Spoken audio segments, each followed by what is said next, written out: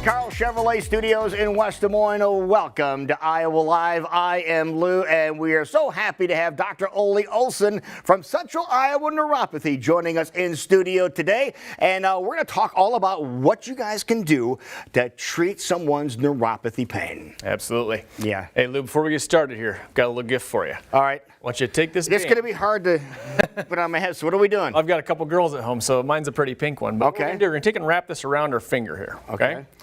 And just get it nice and snug on there. Okay. And this is going to make a little more sense here in a couple minutes. All right, so show the people at home a little bit of what's going on with neuropathy. All right, so we have the hair tie around our finger. So talk about this. Talk about peripheral neuropathy and what it really is. Yeah, so peripheral neuropathy really just means damage to the nerves outside of our central nervous system. So we have our brain and spinal cord, that's our central nervous system. The peripheral nerves are those nerves that leave the spinal cord going down your arms into your hands and fingers, down your legs into your feet and toes, and even those going into your vital organs. All right, now what are some of the symptoms that someone might be experiencing peripheral neuropathy? Yeah, there are a number of symptoms. A lot of times people think of pain, right? Maybe sharp, electrical shooting type pains. Sometimes it's more of a cold or burning type pain. But other people actually have no pain whatsoever. It's just more of like a numbness, right? Tingling. And there's people that have said that they've experienced it maybe in their fingers or things like that. And that could possibly be peripheral neuropathy. Yeah, absolutely. Things like balance issues as well. So people start getting a little bit wobbly on their feet. They're not as confident. And even with their fingers, you know, buttoning a jacket or buttoning their buckle or something like that. So they're having a hard time buttoning things or even tying a shoe maybe. Dropping silverware, tying a shoe, yeah. All right. Yeah. So that's something you really need to take a look at and some things that really need to be treated. But what's going on here? Why is this happening? Yeah, so there's a lot of causes of neuropathy. I mean, the biggest one is diabetic neuropathy. That's the one everyone thinks about when they think of neuropathy. So we hear a lot of times, oh, I don't have diabetes, I must not have neuropathy. Well, there's a couple other of components.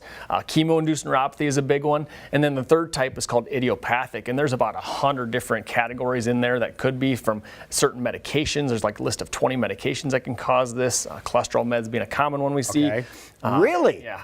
And a lot of people are on those statins. Yes, so, absolutely. Yeah, so that's a very common one we see. Exposure to different toxins and chemicals. So there's lots of different things in that category. So we really want to do a deep dive to figure out what could be causing this. But really, when it comes down to, it's blood flow. Really? So this is what we're taking a look at, and it's really cutting down, reducing the blood flow. Is it the blood flow around the nerve itself? Absolutely. So the blood flow. So a lot of times people go in and they get checked for their circulation in their body, right? And the cardiologist or whatever does some testing and says, oh, they're good to go. What they're looking at are the major blood vessels, and that's good to get checked. We want to make sure those major blood vessels are moving blood throughout the body. What we're looking at is more the microcirculation. So these micro blood vessels, the ones that come in, they wrap around the nerve, and as you can see, like this here. Yeah, they bring in the oxygen and the nutrients and these things that the nerve needs to thrive. And so if that's not getting the nourishment it needs, what's going to happen?